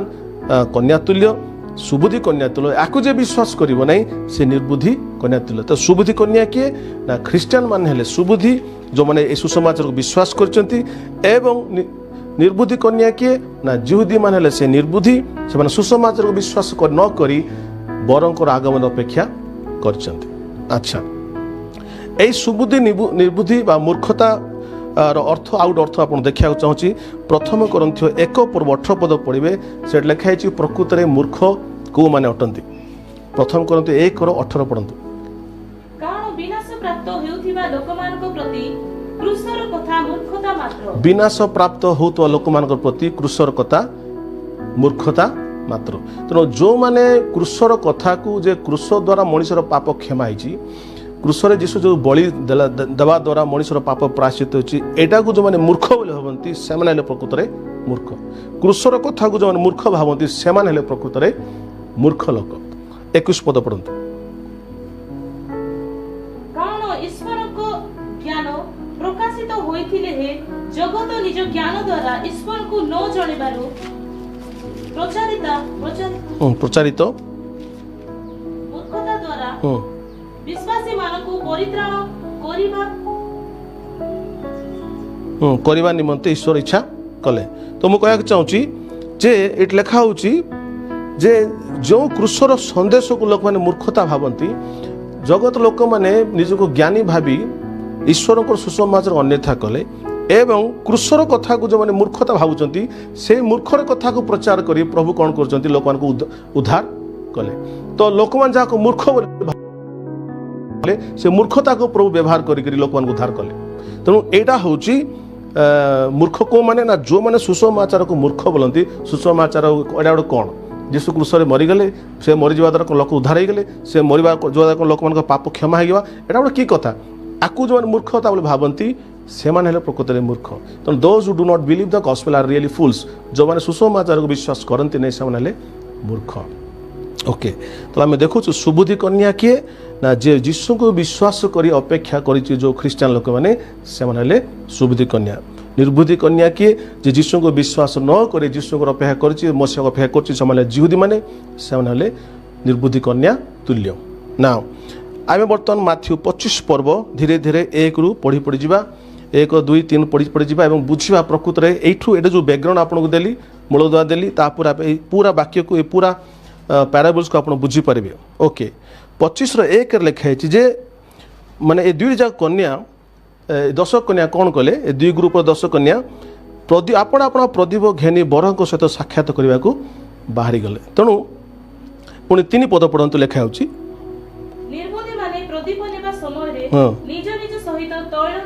ନିର୍ବୁଦ୍ଧି ମାନେ କ'ଣ କଲେ? ପ୍ରଦୀପ ନେଲେ, ପ୍ରଦୀପ ତାଙ୍କର ଜଳିଛି କିନ୍ତୁ ପ୍ରଦୀପ ଜଳିଛି କିନ୍ତୁ ତା ସହିତ ଆଉ ଗୋଟେ ପାତ୍ରରେ ତେଲ ନେବା କଥା ଥିଲା। ମାନେ ପ୍ରଦୀପ ଖାଲି ନେଲେ କିନ୍ତୁ ତେଲ ଆଗକୁ ନେଲେ ନାହିଁ। ସୁବୁଦ୍ଧି ମାନେ କ'ଣ କଲେ? ତାଙ୍କ ଦୀପକୁ ଜଳେଇଲେ, ତା ସହିତ ଏକ୍ସଟ୍ରା ତେଲ ବି ଧରିକି ଗଲେ। ଆଚ୍ଛା ପଢ଼ ତାପରେ 4 ପଦ ପଢ଼। ମାତ୍ର ସୁବୁଦ୍ଧି ମାନେ ଆପଣା ଆପଣା ପ୍ରଦୀପ ସହିତ ପାତ୍ରରେ ତୈଳ ନେଲେ। ଆଚ୍ଛା ବରଙ୍କ ବାସ୍ ସେତିକି ରୁହ। ଆଚ୍ଛା ଆମେ ଦେଖିଲୁ 1, 3, 4 ପଦରେ ଆମେ ଏ 3ଟା କଥା ଆମେ ଦେଖିଲେ ଯେ ପ୍ରଦୀପ ଏବଂ ତୈଳ, ଏ 10ଟି କନ୍ୟା କ'ଣ କଲେ ନା ଆପଣା ପ୍ରଦୀପ ନେଲେ ଏବଂ ଆଉ 5ଟି କନ୍ୟା ତେଲ ନେଇନାହାନ୍ତି, 5ଟି କଲେ ଏକ୍ସଟ୍ରା ତେଲ ନେଇକି ଗଲେ। ପ୍ରଦୀପ ମାନେ କ'ଣ ଆପଣ କହିବାକୁ ଚାହୁଁଛି, ଆପଣ ଯଦି ପଢ଼ିବେ ହିତୋପଦେଶ 20 ପର୍ବ ତାର 27 ପଦ ଲେଖା ହେଇଛି ଯେ ମନୁଷ୍ୟର ଆତ୍ମା ହେଉଛି ସଦାପ୍ରଭୁଙ୍କର ପ୍ରଦୀପ ଅଟେ। ମଣିଷର ସ୍ପିରିଟ୍, ମଣିଷର ଆତ୍ମା ହେଉଛି ସଦାପ୍ରଭୁଙ୍କର ପ୍ରଦୀପ। ତେଣୁ ମଣିଷର ସ୍ପିରିଟ୍କୁ ମଣିଷର ଆତ୍ମାକୁ ପ୍ରଦୀପ ବୋଲି ଆମେ ବୁଝୁଛୁ ଆତ୍ମିକ ଭାବରେ। ତାହେଲେ ଏ ତେଲ କ'ଣ? এই তেলକୁ ଆମେ ଦେଖିବା ଯେ ସାରା ବାଇବଲ ଆପଣ ଦେଖିବେ ତେଲ ପବିତ୍ର ଆତ୍ମାକୁ ଏବଂ ପବିତ୍ର ଆତ୍ମାଙ୍କର ଅଭିଷେକକୁ ବୁଝାଏ। ଓକେ, ତ এইଠି ଆମେ ଦେଖୁଛୁ ଯେ এই ଯେଉଁ ତେଲ ଏବଂ ପ୍ରଦୀପ ଏ 10ଟି କନ୍ୟା ନେଲେ ଏବଂ ଲେଖା ବରଙ୍କ ସହିତ ସାକ୍ଷାତ କରିବାକୁ ଯାଉଛନ୍ତି। ବାଇବଲ ଲେଖା ହେଉଛି এই ନିର୍ବୁଦ୍ଧି କନ୍ୟାମାନଙ୍କର ତେଲ ସରିଗଲା, ସେମାନେ ତେଲ ତାଙ୍କ ଦୀପ ଲିଭେଇବାକୁ ଆରମ୍ଭ କଲେ, ସେମାନେ ତେଲ ମାଗିଛନ୍ତି। ଆଚ୍ଛା ମୁଁ ଆପଣ ଆସ୍ତେ ଆସ୍ତେ ବୁଝାଉଛି ଏମାନଙ୍କ ସୁବୁଦ୍ଧି କନ୍ୟା କାହିଁ କୁହାଗଲା, କାରଣ ଏମାନେ ଯେଉଁ ପ୍ରଦୀପ ନେଲେ ସେ ପ୍ରଦୀପ ସେମାନଙ୍କର ଆତ୍ମାକୁ ବୁଝାଉଥିଲା ଏବଂ ଯେଉଁ ଏକ୍ସଟ୍ରା ତେଲ ନେଲେ ସେ ତେଲ ପବିତ୍ର ଆତ୍ମାକୁ ବୁଝାଉଥିଲା। ତେଣୁ ଏଇ ଯେଉଁ ସୁବୁଦ୍ଧି କନ୍ୟା ଏମାନଙ୍କର ଆତ୍ମା ପବିତ୍ର ଆତ୍ମାଙ୍କ ଦ୍ୱାରା ପୁନର୍ଜନ୍ମ ପ୍ରାପ୍ତ ହୋଇଥିଲା। ତେଣୁକରି ଏମାନେ ଯୀଶୁଙ୍କ ସହିତ ସାକ୍ଷାତ କରିପାରିଲେ। ତେଣୁ ଆମେ ଦେଖୁଛୁ ଯେତେବେଳେ ଗୋଟେ ବ୍ୟକ୍ତି, ଯୀଶୁ ବି କହିଲେ ଜହନ 3 ପର୍ବ ତାର 5 ପଦରେ ଜଳ ଆତ୍ମାରୁ ପୁନର୍ଜନ୍ମ ନ ହେଲେ କେହି ଈଶ୍ୱରଙ୍କ ରାଜ୍ୟ ଦେଖିପାରେ ନାହିଁ। ତେଣୁ এই ଯେଉଁ ସୁବୁଦ୍ଧି କନ୍ୟାମାନେ ସେମାନେ ଯୀଶୁଙ୍କୁ ବିଶ୍ୱାସ କରୁଥିବା ଦ୍ୱାରା ଆପଣ କହିବାକୁ ଚାହୁଁଛି ଆପଣ ଯେତେବେଳେ ଯୀଶୁଙ୍କୁ ବିଶ୍ୱାସ କରନ୍ତି ଅଦୃଶ୍ୟ ଭାବରେ ପବିତ୍ର ଆତ୍ମା ଆପଣଙ୍କ ଭିତରକୁ ଆସନ୍ତି। ଆପଣ ଯେଉଁ ସମୟ ଯୀଶୁଙ୍କୁ ସ୍ୱୀକାର କରନ୍ତି, ପ୍ରଭୁ ତମେ ମୋର ଉଦ୍ଧାରକର୍ତ୍ତା, ମୋ ପାପ ପାଇଁ ତମେ କ୍ରୁଶରେ ହତ ହେଲ, କବରସ୍ଥ ହେଲ ଏବଂ ମୃତ୍ୟୁର 3 ଦିନ ପରେ ପୁନଃ ତମେ ଜୀବିତ ହେଲ, ଏହାକୁ ଯେ ହୃଦୟରେ ବିଶ୍ୱାସ କରି ମୁଖରେ ସ୍ୱୀକାର କରେ, ହୃଦୟରେ ବିଶ୍ୱାସ କରି ମୁଖରେ ସ୍ୱୀକାର କରିବ, ସେହି ସମୟରେ ପରମେଶ୍ୱର ପବିତ୍ର ଆତ୍ମାକୁ ଦିଅନ୍ତି ଏବଂ ପବିତ୍ର ଆତ୍ମା ଆସନ୍ତି ଆପଣଙ୍କର ଆତ୍ମାକୁ ସେ ସଞ୍ଜୀବିତ କରନ୍ତି, ଜୀବିତ କରନ୍ତି, ରିଜେନେରେଟ୍ କରନ୍ତି। ଆପଣଙ୍କ ଆତ୍ମା ଜୀବିତ ହୁଏ, ଆପଣ ପୁନର୍ଜନ୍ମ ପାଆନ୍ତି। ଏହା କିପରି ହୁଏ ଏଟାକୁ ଆପଣଙ୍କୁ ଶାରୀରିକ ଭାଷାରେ ବୁଝାଇ ପାରିନି, କିନ୍ତୁ ଏଇଟା ଏମିତି କାର୍ଯ୍ୟ ପବିତ୍ର ଆତ୍ମା ଆସନ୍ତି ଏବଂ ଆପଣ ଜାଣିପାରନ୍ତିନି, କିନ୍ତୁ ଆପଣ ଆତ୍ମା ଈଶ୍ୱରଙ୍କ ପ୍ରତି ସଜୀବ ହୋଇଯାଏ। ତାକୁ କୁହାହେଉଛି ପୁନର୍ଜନ୍ମ। ପୁନର୍ଜନ୍ମ ମାନେ କ'ଣ? ଆପଣଙ୍କ ସ୍ପିରିଟ୍ ଯେଉଁ ଆତ୍ମା ଦିନେ ଈଶ୍ୱର ଠାରୁ ଦୂରରେ ଥିଲା, ପବିତ୍ର ଆତ୍ମା ଆସନ୍ତି ଏବଂ ସେ ଦୂରତାକୁ ଦୂର କରନ୍ତି, ଆପଣ ମୃତ ଆତ୍ମାକୁ ସେ ପୁନର୍ବାର ଜୀବନ ଦିଅନ୍ତି ଏବଂ ଆପଣଙ୍କର ଆତ୍ମା ବର୍ତ୍ତମାନ ଈଶ୍ୱରଙ୍କ ଆତ୍ମା ସହିତ ଏକ ହୋଇଯାଏ। ତେଣୁ ଏଇ ଯେଉଁ ପ୍ରଦୀପ ଏଇ ସୁବୁଦ୍ଧି କନ୍ୟାମାନଙ୍କର ଆତ୍ମାକୁ ବୁଝାଏ। ଏମାନେ କ'ଣ କରୁଛନ୍ତି, ଏକ୍ସଟ୍ରା ତେଲ ନେଲେ, ଏଇ ତେଲ ପବିତ୍ର ଆତ୍ମାକୁ ବୁଝାଏ ଏବଂ ଏଇ ପବିତ୍ର ଆତ୍ମା ସେମାନେ କ'ଣ କରିଥିଲା ନା ସେମାନେ ବିଶ୍ୱାସ କରିଥିବା ଦ୍ୱାରା ଯୀଶୁଙ୍କୁ ସେମାନେ ପୁନର୍ଜନ୍ମ ପ୍ରାପ୍ତ ହୋଇଥିଲେ ଏବଂ ପୁନର୍ଜନ୍ମ ହୋଇଥିବା ଦ୍ୱାରା ପରିତ୍ରାଣ ପାଇଥିବା ଦ୍ୱାରା ସେମାନେ ଯୀଶୁଙ୍କ ସହିତ ମିଶି ପାରିଲେ। ହାଲେଲୁୟା। ତେଣୁ ଏଇ ଯେଉଁ ସୁବୁଦ୍ଧି କନ୍ୟାମାନେ ହେଲେ ଖ୍ରୀଷ୍ଟିଆନ ଲୋକମାନେ। କାହିଁକି? ପୁନର୍ଜନ୍ମ ପାଇଥିବା, ଖାଲି ଖ୍ରୀଷ୍ଟିଆନ କହିଲେ ହେବନି, ଯେଉଁମାନେ ପୁନର୍ଜନ୍ମ ପାଇଥିବେ। ତେଣୁ ପୁନର୍ଜନ୍ମ ପାଇଥିବା ଏଇ ଖ୍ରୀଷ୍ଟିଆନ ଲୋକମାନେ ହେଲେ ସେମାନେ ଯେଉଁମାନେ ପାଖରେ ପ୍ରଦୀପ ଅଛି, ଆତ୍ମା ଅଛି, ପ୍ଲସ୍ ଆତ୍ମାରେ ତୈଳ ଅଛି ବା ପବିତ୍ର ଆତ୍ମାଙ୍କର ପୁନର୍ଜନ୍ମର ପ୍ରକ୍ଷାଳନ ମଧ୍ୟ ଅଛି। ନିର୍ବୁଦ୍ଧି ମାନେ କ'ଣ ନା ନିର୍ବୁଦ୍ଧି ମାନେ ସେମାନେ ପ୍ରଦୀପ ଖାଲି ନେଲେ କିନ୍ତୁ ସେମାନଙ୍କ ପାଖରେ ତେଲ ନଥିଲା। ସେମାନଙ୍କର ଆତ୍ମା ଅଛି କିନ୍ତୁ ପବିତ୍ର ଆତ୍ମା ସେମାନେ ବିଶ୍ୱାସ କରିନଥିବା ଦ୍ୱାରା ପବିତ୍ର ଆତ୍ମାଙ୍କ ଦ୍ୱାରା ସେମାନେ ରିଜେନେରେଟ୍ ପୁନର୍ଜନ୍ମ ହୋଇପାରି ନାହାନ୍ତି। ଏମାନେ ଏ ନିର୍ବୁଦ୍ଧି କନ୍ୟାମାନେ ହେଲା ଜିହୁଦୀ ମାନେ କ'ଣ? ଏମାନେ ମଧ୍ୟ ଯୀଶୁଙ୍କୁ ଅପେକ୍ଷା କରିଛନ୍ତି, ମସିହକୁ ଅପେକ୍ଷା କରିଛନ୍ତି, କିନ୍ତୁ ଏମାନେ ମସିହ ଆସିଗଲେଣି କିନ୍ତୁ ମସିହକୁ ବିଶ୍ୱାସ କରିନାହାନ୍ତି। ତେଣୁକରି ଏମାନଙ୍କର ଆତ୍ମା ଏପର୍ଯ୍ୟନ୍ତ ପୁନର୍ଜନ୍ମ ପାଇ ନାହିଁ। ସୋ ଏମାନେ ଯେତେବେଳେ ବର ଆସିଲା ବେଳକୁ ଏମାନଙ୍କର ପ୍ରଦୀପରେ ଆଉ ତେଲ ନଥିଲା, ତେଲ ସରିଗଲା। এই କଥା ସେମାନେ ଲେଖା ଅଛି। ପଢ଼ନ୍ତୁ 8 ପଦ ପଢ଼ନ୍ତୁ, ଯେତେବେଳେ 6ରୁ ପଢ଼ନ୍ତୁ। କିନ୍ତୁ ଅର୍ଦ୍ଧରାତ୍ରରେ ଏହି ଦେଖ ବର ତାଙ୍କ ସାଙ୍ଗରେ ସାକ୍ଷାତ କରିବାକୁ ବାହାର, ଏପରି କୋଳାହଳ ହେଲା। ଆଚ୍ଛା, ୟା ପୂର୍ବରୁ ମୁଁ ଗୋଟେ ବିଷୟ ଛାଡ଼ିଦେଲି, ମୁଁ ଆପଣଙ୍କୁ କହିବାକୁ ଚାହୁଁଛି। 5 ପଦ ପଢ଼ନ୍ତୁ। ବରଙ୍କ ଆସିବାର ବିଳମ୍ବ ହୁଅନ୍ତେ ସମସ୍ତେ ଢୁଳାଉ ଢୁଳାଉ ଶୋଇ ପଡ଼ିଲେ। ଲେଖା ହେଉଛି ବରଙ୍କର ଆସିବା ଡେରି ହୁଅନ୍ତେ, ବେଳ ହୁଅନ୍ତେ ସମସ୍ତେ ଢୁଳେଇ ଢୁଳେଇ ଶୋଇ ପଡ଼ିଲେ। ନା ମୁଁ ଆପଣଙ୍କୁ କହିବାକୁ ଚାହୁଁଛି ଯେ এই ଯେଉଁ ଶୋଇ ପଡ଼ିଲେ ସମସ୍ତେ, ନା ଏଇ ଯେଉଁ ସୁବୁଦ୍ଧି ଏବଂ ନିର୍ବୁଦ୍ଧି ଉଭୟ କନ୍ୟା ସେମାନେ ଶୋଇ ପଡ଼ିଲେ ମାନେ କ'ଣ ଅନେକ ଭାବନ୍ତି ତାକୁ ଭିନ୍ନ ଭିନ୍ନ ଅର୍ଥ କରନ୍ତି କିନ୍ତୁ ବାଇବଲ କ'ଣ କହୁଛି ଆମେ ତାକୁ ଦେଖିବା ବାଇବଲର ପ୍ରକୃତରେ ଶୋଇବା ମାନେ କ'ଣ ଆପଣ ମୋ ସହିତ ଖୋଲନ୍ତୁ ପ୍ରଥମ ଥେସଲୋନିକ 4 ପର୍ବ ତାର 13 ପଦରେ ଲେଖା ହେଇଛି ଶୋଇବା ମାନେ ଆକ୍ଚୁଆଲି କ'ଣ ହେ ଭାଇମାନେ ଭରସାହୀନ ଅନ୍ୟ ସମସ୍ତଙ୍କ ପରି ତୁମେମାନେ ଯେପରି ସକାଳ ନ ହୁଅ ଏଥି ନିମନ୍ତେ ମହାନିଦ୍ରା ପ୍ରାପ୍ତ ଲୋକମାନଙ୍କ ବିଷୟରେ ତୁମେମାନେ ଯୋଗ୍ୟ ଥାଅ ଏହା ଆମମାନଙ୍କର ଇଚ୍ଛା ନୁହେଁ ସେ କହୁଛନ୍ତି ମହାନିଦ୍ରା ପ୍ରାପ୍ତ ଲୋକମାନଙ୍କ ବିଷୟରେ ତୁମମାନେ ଅଜ୍ଞ ଥାଅ ଏହା ଆମର ଇଚ୍ଛା ନୁହେଁ ମହାନିଦ୍ରା ପ୍ରାପ୍ତ ବୋଲେ କ'ଣ ଯେଉଁମାନେ ମରିଯାଇଛନ୍ତି ସେମାନଙ୍କୁ ବାଇବଲ କ'ଣ କହେ ଶୋଇ ପଡ଼ିଛନ୍ତି ନିଦ୍ରା ଯାଇଛନ୍ତି ଆଚ୍ଛା ବାଇବଲ ଲେଖା ହେଉଛି ତ ଏଇ ଯେଉଁ ସୁବୁଦ୍ଧି ଏବଂ ନିର୍ବୁଦ୍ଧି କନ୍ୟା କାହାକୁ ବୁଝାଏ ମୁଁ କହୁଥିଲି ନା ଖ୍ରୀଷ୍ଟିଆନ ମାନଙ୍କୁ ଏବଂ ସୁବୁଦ୍ଧି ହେଲେ ଖ୍ରୀଷ୍ଟିଆନ ନିର୍ବୁଦ୍ଧି ହେଲେ ଜିହୁଦୀ ସୁବୁଦ୍ଧି ମାନେ କାହିଁକି ଖ୍ରୀଷ୍ଟିଆନ ସେମାନେ ଯୀଶୁଙ୍କୁ ବିଶ୍ୱାସ କଲେ ନିର୍ବୁଦ୍ଧି ମାନେ କାହିଁକି ଜିହୁଦୀ ମାନେ ସେମାନେ ଯୀଶୁଙ୍କୁ ବିଶ୍ୱାସ କଲେ ନାହିଁ ତ ଗତ 2000 ବର୍ଷ ଭିତରେ ମୁଁ କହିବାକୁ ଚାହୁଁଛି ଖ୍ରୀଷ୍ଟିଆନ ମାନେ ମଧ୍ୟ ପାଉଲଙ୍କ ସମୟରେ ଖ୍ରୀଷ୍ଟିଆନ ଲୋକମାନେ ମଧ୍ୟ ପ୍ରଭୁ ଯୀଶୁ ଆସିବେ ବୋଲି ଅପେକ୍ଷା କରିଥିଲେ ଜିହୁଦୀ ମାନେ ମଧ୍ୟ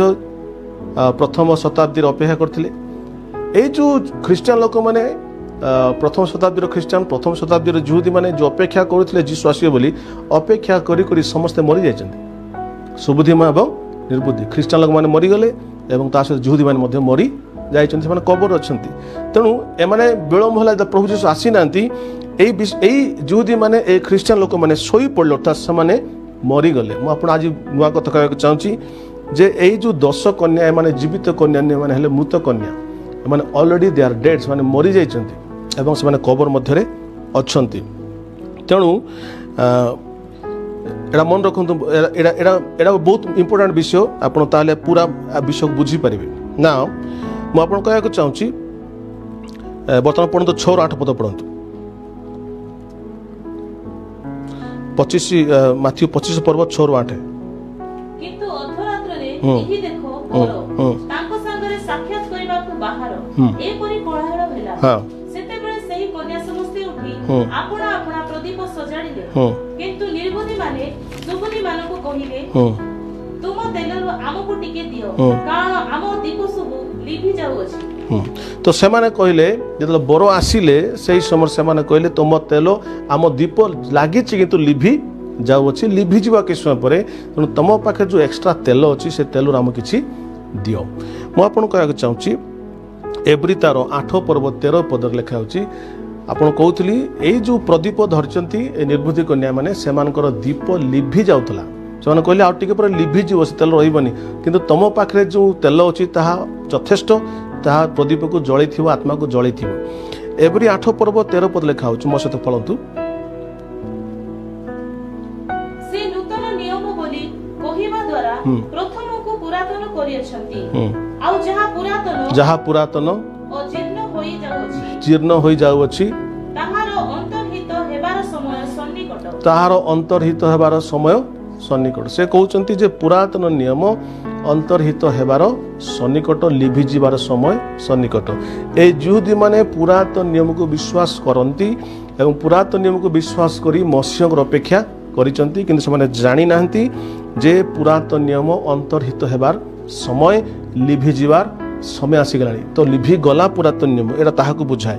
ତେଣୁ ଏମାନଙ୍କ ପାଖରେ ଯେଉଁ ଅଳ୍ପ ଦୀପ ଜଳିଥିଲା ସେଇ ପୁରାତନ ନିୟମ ସରିଯିବା ପୂର୍ବରୁ ଟିକେ ଟିକେ ତାଙ୍କର ଦୀପ ଜଳିଥିଲା ଏଇ କଥା 2 କୋରିନ୍ଥୀୟ 3 ପର୍ବ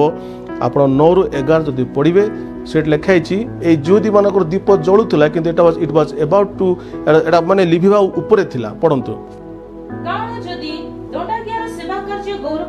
ଦଣ୍ଡାକର ସେବା କାର୍ଯ୍ୟ ଯଦି ଗୌରବଯୁକ୍ତ ତେବେ ଧାର୍ମିକତାର ସେବା କାର୍ଯ୍ୟ ବରଂ ଆହୁରି ଅଧିକ ଗୌରବଯୁକ୍ତ ଯେଣୁ ଯାହା ଗୌରବଯୁକ୍ତ ହୋଇଥିଲା ତାହା ସେଥିରୁ ଅତି ଅଧିକ ଗୌରବଯୁକ୍ତ ବିଷୟର ତୁଳନାରେ ଗୌରବବିହୀନ ହୋଇ ଲେଖା ଅଛି ଯାହା ଗୌରବଯୁକ୍ତ ଥିଲା ଯେଉଁ ପୁରାତନ ନିୟମ ନୂତନ ନିୟମ ତାହାଠୁ ଅଧିକ ଗୌରବଯୁକ୍ତ ନୂତନ ନିୟମ ସମ୍ମୁଖରେ ପୁରାତନ ନିୟମ କ'ଣ ଲେଖା ହେଇଛି ଗୌରବବିହୀନ ହେଲା ଏଇଠି ବାସ୍ ତା କମ୍ପେୟାର ଯଦି କରାଯିବ ପୁରାତନ ନିୟମ ନୂତନ ନିୟମ ଯଦି ନୂତନ ନିୟମ ସମ୍ମୁଖରେ ଯଦି କମ୍ପେୟାର କରାଯିବ ପୁରାତନ ନିୟମର ଗୌରବ ଅଛି ନୂତନ ନିୟମର ମହାଗୌରବ ତାକୁ କମ୍ପେୟାର କରାଯିବ ତାହେଲେ ନୂତନ ନିୟମ ପୁରାତନ ନିୟମ ସମ୍ମୁଖରେ ଗୌରବ ବିହୀନ ପରି ଲାଗିବ ତା ତଳେ ପଢ଼ନ୍ତୁ କାରଣ ଯଦି ক্ষণস্থায়ী বিষয় গৌরবযুক্ত ক্ষণস্থায়ী বিষয় গৌরবযুক্ত ହେଲା ତାହେଲେ ତେବେ ଚିରସ୍ଥାୟୀ ବିଷୟ ଆହୁରି ଅଧିକ ଗୌରବରେ ଅବସ୍ଥିତ। ଲେଖା ହେଉଛି କ୍ଷଣସ୍ଥାୟୀ ବିଷୟ ବା ଯୋଉଟାକୁ ସରିଯିବ କ୍ଷୟ ପାଇଯିବ ତାହା ଗୌରବଯୁକ୍ତ ଥିଲା। ତେଣୁ ଏଇ ଯୋଉ ନିର୍ବୁଦ୍ଧି କନ୍ୟାଙ୍କ ପାଖରେ ଯେଉଁ ପ୍ରଦୀପ ଜଳୁଥିଲା ତା କ୍ଷଣସ୍ଥାୟୀର ପ୍ରଦୀପ ଅଳ୍ପ ସମୟ ଲିଭିଯିବ। ଯେମିତି ଆପଣ କହୁଥିଲେ ଏପ୍ରିଲ 8:13 ପୁରାତନ ନିୟମ ଧୀରେ ଧୀରେ କ'ଣ ହେବ ତା ଜୀର୍ଣ୍ଣ ହେଇଯିବ, ଅନ୍ତର୍ହିତ ହେଇଯିବ ଏବଂ ଏ କ୍ଷଣସ୍ଥାୟୀର ପ୍ରଦୀପ ଲିଭିଗଲା ଏବଂ ତାକୁ ସେଟା ବୁଝାଏ। ଲିଭିଯିବା ଦ୍ୱାରା ସେମାନେ ଆଉ ଯେଉଁ ଯେଉଁମାନେ ପୁରାତନ ନିୟମକୁ ଜିଦମାନେ ବିଶ୍ୱାସ କରିଛନ୍ତି ମୁକ୍ତି ଦେବେ ବୋଲି, ସେମାନେ ପୁରାତନ ନିୟମକୁ ମାନିଲେ ମୁକ୍ତି ମିଳିବ ନାହିଁ। ସେମାନେ ବର ଆସିଲେ ସେ ପୁରାତନ ନିୟମକୁ ଧରି ବର ସହିତ ମିଶି ପାରିବେନି, କାରଣ ସେ ଦୀପ ଅଲରେଡ଼ି ଲିଭିଗଲାଣି। ଓକେ, 9 ପଦ ପଢ଼ନ୍ତୁ।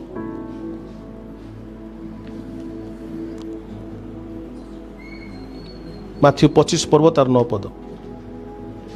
ମାତ୍ର ସୁବୁଦ୍ଧି ମାନେ ଉତ୍ତର ଦେଲେ ନାହିଁ, ଲେଖା ତୁମ ଆମ ପାଇଁ ତ ଅଣ୍ଟିବ ନାହିଁ, ବରଂ ଦୋକାନୀ ମାନଙ୍କ ପାଖକୁ ଯାଇ ଆପଣା ନିମନ୍ତେ କିଣି ଆଣ। ଯେତେବେଳେ ଏଇ ନିର୍ବୁଦ୍ଧି କନ୍ୟା ମାନେ ସୁବୁଦ୍ଧି କନ୍ୟାଙ୍କୁ ତେଲ ମାଗିଲେ ସେମାନେ କହିଲେ ଦେଖ ଆମେ ଆମର ନିଜରେ ତାକୁ ଅଣ୍ଟିବ ନାହିଁ, ଯଦି ତୁମକୁ ଦରକାର ତୁମେ ଯାଅ ଦୋକାନୀ ପାଖକୁ ଯାଅ ଏବଂ ସେଇଠୁ ତୁମେ କିଣିକି ଆଣ। ଏଇ କିଣିକି ଆଣ ଯେଉଁ କଥା ବାଇବଲ ଲେଖା ହେଇଛି ପ୍ରକାଶିତ ବାକ୍ୟ ତାର 3 ପର୍ବ 18 ପଦରେ ଲେଖାଯାଉଛି। ଦେଖନ୍ତୁ ଜିହୁଦୀ ମାନେ ବିଶ୍ୱାସ କରୁଥିଲେ ଯେ ସେମାନେ ତାଙ୍କ ପାଖରେ ପରିତ୍ରାଣ ଅଛି, ସେମାନେ ସେ ପୁରାତନ ନିୟମକୁ ମାନି ସେମାନେ ମୁକ୍ତି ପାଇପାରିବେ। ଏମାନେ ଏବେ ବି ତାଙ୍କ ପାଖରେ ଗୋଟେ ପ୍ରକାର ଗର୍ବ ଅଛି, ଅନେକ କାଳ ପାଇଁ ସେମାନେ ଅନ୍ଧ ହୋଇଛନ୍ତି। ତେଣୁ ସେମାନେ ଭାବୁଥିଲେ ଆମ ପାଖରେ ସବୁ ଅଛି, ଆମେ ଜିହୁଦୀ ଆମେ ଅବ୍ରାହମଙ୍କର ବଂଶ, ଆମେ ଡେଫିନେଟଲି ମସିହା ଆସିଲେ ଆମେ ଆମେ ମିଶିପାରିବୁ। କିନ୍ତୁ ଆମେ ଦେଖୁଛୁ ସେମାନଙ୍କ ପାଖରେ ପୁରାତନ ନିୟମ ଯଥେଷ୍ଟ ନଥିଲା ଏବଂ ସେମାନେ ଦେଖୁଛନ୍ତି ଯେ ଖ୍ରୀଷ୍ଟିଆନ ଲୋକମାନଙ୍କ ପାଖରେ ପ୍ରକୃତ ଆତ୍ମିକତା ଅଛି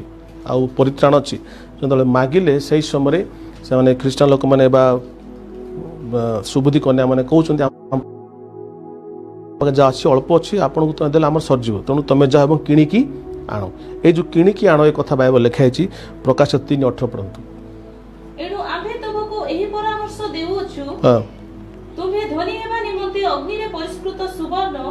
ଆଉ ତୁମ୍ଭ ଉଲଙ୍ଗତାର ଲଜ୍ଜା ଯେପରି ପ୍ରକାଶିତ ନ ହୁଏ ଏଥିପାଇଁ ପରିଧାନ କରିବା ପାଇଁ ଶୁକ୍ଳ ବସ୍ତ୍ର, ପୁଣି ଦୃଷ୍ଟି ପାଇବା ନିମନ୍ତେ ଚକ୍ଷୁରେ ଲେପନ କରିବା ପାଇଁ ଅଞ୍ଜନ ଆମ୍ଭ ନିକଟରୁ କିଣ। ତ ଏଠି ଆମେ ଦେଖୁଛୁ ପ୍ରକାଶ 3:18 ଲେଖା ଯୀଶୁ କହନ୍ତି ତୁମେ ଆମଠାରୁ କିଣ। ତୁମେ ଆମଠାରୁ ଧନୀ ହେବା ପାଇଁ, ଉଲଙ୍ଗତାକୁ ଲୁଚିବା ପାଇଁ, ଦୃଷ୍ଟି ପାଇବା ପାଇଁ ଏସବୁ ପରିତ୍ରାଣକୁ ବୁଝାଏ। ଆମଠାରୁ ତୁମେ କିଣ। ନା ପ୍ରଶ୍ନ ଆସୁଛି ଆମେ କ'ଣ ପରିତ୍ରାଣକୁ କିଣିପାରିବା କି? ନା, ପରିତ୍ରାଣକୁ ଜମା ଆମେ କିଣିପାରିବା ନାହିଁ। ଯୀଶୁ ଆମମାନଙ୍କୁ କିଣିଛନ୍ତି ତାଙ୍କ ରକ୍ତରେ, ଆମେ କ'ଣ କିଣିବା? କିନ୍ତୁ ଏଠି ଲେଖା ଅଛି ତୁମେ ଏସବୁ ଆମଠାରୁ କିଣ, ଯୀଶୁ ଖ୍ରୀଷ୍ଟ କହନ୍ତି। ଅର୍ଥାତ୍ ଯୀଶୁ କହନ୍ତି ମୋ ଠାରେ ଏଇଟା ଅଛି। କେମିତି ଅଛି? ନା, ତୁମେ ପରିତ୍ରାଣକୁ ପାଇପାରିବ ଯଦି ତୁମର ଯାହା ଅଛି ମୋତେ ଦେଇଦେବ, ମୋର ଯାହା ଅଛି ମୁଁ ତୁମକୁ ଦେଇଦେବି। ଆକୁ ଯଦି ଲେଖା ଅଛି କିଣିବା କଥା, ଏକ୍ସଚେଞ୍ଜ କରିବା ପ୍ରଭୁ କହନ୍ତି, ଅଦଳ ବଦଳ କରିବା। ତୁମରି ପାପ ସବୁ, ତୁମର ଉଲଙ୍ଗତା, ତୁମର ଦରିଦ୍ରତା, ତୁମର ଅନ୍ଧତା ମୋତେ ସବୁ ଦେଇଦିଅ। ମୋର ଯେତେ ସବୁ ରିଚନେସ୍ ଅଛି, ମୋର ଯେଉଁ ଧନ ଅଛି, ସୁବର୍ଣ୍ଣ ସୁନା ଅଛି, ମୋର ଶୁକ୍ଳ ବସ୍ତ୍ର ଅଛି, ମୋର ଅଞ୍ଜନ ଅଛି, ମୁଁ ତୁମକୁ ଏକ୍ସଚେଞ୍ଜ କରି ୟୁ ଗିଭ୍ ମି ୟୋର୍ ସିନ୍, ମୁଁ ମୋର ସବୁ ଧାର୍ମିକତା ମୁଁ ତୁମକୁ ଦେବି। ତାମାନେ ହେଉଛି ଏହା। ତ ପ୍ରଭୁ କହିବାକୁ ଚାହୁଁଛି ତୁମେ ଧର୍ମ କର୍ମ କରି, ମୃତ କର୍ମ କରି, କୌଣସି ଧର୍ମକୁ ଅବଲମ୍ବନ କରି ତୁମେ ପରିତ୍ରାଣ ପାଇପାରିବ ନାହିଁ। ପରିତ୍ରାଣ କେବଳ ମସିହଙ୍କ ପାଖରେ, ପରିତ୍ରାଣକର୍ତ୍ତା ପାଖରେ ଅଛି। ତେଣୁ ଆମେ ଦେଖୁଛୁ ରୋମିଓର ବି ଲେଖା ହେଉଛି ଯେ ଧର୍ମକର୍ମ ବିନା କ୍ରିୟାକର୍ମ ଦ୍ୱାରା, ବ୍ୟବସ୍ଥା ଦ୍ୱାରା କୌଣସି ବ୍ୟକ୍ତି ଈଶ୍ୱରଙ୍କ ସମ୍ମୁଖରେ ଧାର୍ମିକ ଗଣିତ ହୋଇପାରିବ ନାହିଁ। ବରଂ ଈଶ୍ୱର ବିନା ମୂଲ୍ୟରେ ତାଙ୍କର ପୁତ୍ର ଯୀଶୁଙ୍କଠାରେ ବିଶ୍ୱାସ କରିବା ଦ୍ୱାରା ବର୍ତ୍ତମାନ ସେ ଲୋକମାନଙ୍କୁ ସେ ଧାର୍ମିକ ଗଣିତ କରୁଅଛନ୍ତି। ସେ କହୁଛନ୍ତି ବର୍ତ୍ତମାନ ତୁମେ ଭାବୁଥିଲ ତୁମେ ଧନୀ, ତୁମେ ଭାବୁଥିଲ ତୁମ ପାଖରେ ତୁମେ ଉଲଙ୍ଗ ନୁହଁ, ତୁମେ ଦରିଦ୍ର ନୁହଁ, ତୁମ ପାଖରେ ସବୁ କିଛି ଅଛି। ମାତ୍ର ପ୍ରଭୁ କହନ୍ତି ନା, ତୁମ ପାଖରେ କିଛି ନାହିଁ, ତୁମେ ଉଲଗ୍ନ ଅଛ, ତୁମ ଦୃଷ୍ଟିହୀନ, ତୁମେ ଦୁର୍ଭାଗା। ଏସବୁ ଗୁଡ଼ାଇବା ପାଇଁ ତୁମେ ମୋ ଠାରୁ କିଣ ଏବଂ I will give you freely. ମୁଁ ଏ ସମସ୍ତ ବିଷୟ, ତୁମର ବସ୍ତ୍ର, ତୁମର ଧନ ଏବଂ ତୁମର ଆତ୍ମିକ ଦୃଷ୍ଟି ଖୋଲିବା ସମସ୍ତ ବିଷୟ ମୋ ଠାରୁ ମୁକ୍ତ ଭାବରେ ଅଛି। ପରିତ୍ରାଣ ମୋ ଠାରେ ମୁକ୍ତ ମାନେ ଫ୍ରିଲି ଅଛି। ମୁଁ ତୁମକୁ ଦାନ ହିସାବରେ ଦେବା ପାଇଁ ଚାହୁଁଅଛି। ହାଲେଲୁୟା। ତ ଆମେ ଦେଖୁଛୁ ତ ପ୍ରଭୁ ଏହି ସମୟ ସେମାନେ କହିବାକୁ ମାନେ ଆମେ ଦେଖିବାକୁ ଚାହୁଁଛନ୍ତି ଯେ ସେହି ସମୟରେ ଯେତେବେଳେ ପ୍ରଭୁ ଯୀଶୁ ଆସିବେ, ଏଇ ଜିହୁଦୀ ମାନେ କ'ଣ କରିବେ? ସେମାନେ ଜାଣିବେ ଯେ ତାଙ୍କ ପାଖରେ ଆଉ ପରିତ୍ରାଣ ନାହିଁ ଏବଂ ସେମାନଙ୍କର ଯେଉଁ ବିଶ୍ୱାସ, ପୁରାତନ ନିୟମର ବିଶ୍ୱାସ, ସେ ବିଶ୍ୱାସ କାମ କରିବ ନାହିଁ। ସେତେବେଳେ ସେମାନେ आसबे क्या पाखे ना पुनर्जन्म प्राप्त ख्रीष्टान लोक पाक आसबे किंतु सही समय नथिबो सही समय नथिबो पढुन तापर कोन लिखा अछि 10 पद पढंतु सेमाने किनिबाकू जाउथवा समय रे किंतु सेमाने किनिबाकू जाउथिबा समय रे बर आसीले पुणी जो माने प्रस्तुत थिले सेमाने ताको सहित विवाह उत्सव रे योगदान करिवा निमंते गृह रे प्रवेश कले तो लिखा अछि आखिर चक्षुर पल कर जीशु ख्रीष्ट आसीबे चक्षुर पल कर लोक माने परिवर्तित हेबे जीशु सहित साक्षात करबाकू चली जिबा समय नथिबो काकू पचरे पई किपरि परित्राण पाइबे कोन कले मते परित्राण मिलिबो एई कथा कहया पई समय नथिबो आज बहुत समय अछि लोक मानक हम कहउछु परित्राण किपरि मिलिबो कोन कले मिलिबो परित्राण विषय बहुत शिक्षा होछि समय आसे तळे सब ख्रीष्टान लोक माने स्वर्ग को चली हठात गोटे दिन गोटे सेकेंड रे गोटे दिन रे माने पृथ्वी अधिक सबु मैक्सिमम जो माने परित्राण पाइथिबो पुनर्जन्म पाइथिबो ख्रीष्टान लोक माने समस्त स्वर्ग अदृश्य हो जिवो स्वर्ग चल जिवो सही समय केवल यहूदी माने जानिबो जे प्रकृत रे जीशु परित्राण मुक्तिकर्ता आसिले बर आसिले एवं कन्या को नेगिरी चली गले यहूदी मानको राखी से समय खोलिबो लेखा राखी खोलिबो राखी से खोलिबो से समय खोजिबे कोन कले परित्राण मिले मात्र से समय केही नथिबे तो मात्र लेखा होची जो माने प्रस्तुत थिले से माने कोन कले बरंग सहित साक्षात करिया को चली गले मु कह चाहूँ को माने प्रस्तुत ना जो माने निजर आत्मार उद्धार पाए जीशु को विश्वास करथिबे से माने प्रस्तुत व्यक्ति प्रेज द लॉर्ड जेते लोक निजर उद्धार पाए निजर मुक्ति पाए जीशु को विश्वास करथिबे से माने प्रस्तुत अछंती प्रस्तुत बोले तार अर्थ किछि नुहे विश्वास करी मुक्ति पाए जो माने विश्वास करते जीशु पाखरे से माने प्रस्तुत हितबा लोक माने अटंती प्रेज द लॉर्ड प्रथम थेसलोनिक 4 पर्व तार 15 रु 17 जदि पढ़िबे आपण सेठी गोटे कथा देखि परिबे जो को माने बरं को साक्षात करबा गले दल बर आसिले कोलाहल सुबिला एवं जो माने प्रस्तुत हितले से माने बरं को साक्षात करबा को चली गले मो सहित पढंतु प्रथम थेसलोनिक 4 पर्व 15 रु 17 पाटी कर पढंतु जेनो आमे माने प्रभु को वाक्य अनुसार तुममान को एहा कहूछु आमे माने जेते लोक प्रभु को आगमन पर्यंत जीवित रही अवशिष्ट थिबु आमे माने कोनोसी प्रकारे महानिद्रा प्राप्त लोक मानकर अग्रगामी हेबु नाही कारण प्रभु आपे आदेश दे प्रधान दूतक स्वर ओ ईश्वरक तुरीवाद्य सहित स्वर्गरु अवतरण करिवे सेथिरे जो माने ख्रीष्टक थारे थाई मरि अछंती से माने प्रथम रे उठिबे परे आमे माने जेते लोक जीवित रही अवशिष्ट थिबु प्रभु को सहित साक्षात करिबा निमंते आमे माने सेमान को सह मेघमाला रे शून्य मंडल को नीत हेबु देखा छी प्रभु को सहित साक्षात करिया पई जंती आमे माथि 25 देखलु बर आसिले तांको साक्षात करिया पई को माने साक्षात कले जो माने पुनर्जन्म पाइतले इठी लेखा छी जो माने ख्रीष्टन को ठारे थाई मरि अछंती माने जो माने ख्रीष्टन को विश्वास करी मरि अछंती से माने प्रथम रे उठिबे मु आपन कहउतली जे जदि बर आसीबार विलम्ब हैला ताले सुबुद्धि और निर्बुद्धि दुईटा कन्या दुई ग्रुप कन्या कोन सोई पड़िले तो ए सोई पड़िथिबा ए माने मते कोन हेबे ना एमाने मते सुबुद्धि माने जो माने ख्रीष्ट को ठारे थाई कि मरिथिबे ख्रीष्ट को अपेक्षा करी करी मरि जाइचंदी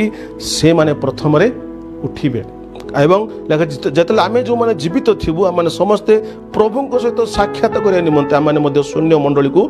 नित्य शून्य मंडल आम समस्त उड़ी जीवु प्रभु सहित सेठी साक्षात करूँ तो प्रिय भाई भाई मैंने जहन 5 पर्व 28-29 देखिए यही सेम कथा प्रभु जीशु ख्रीष्ट कहते मो सहित पढ़ंतु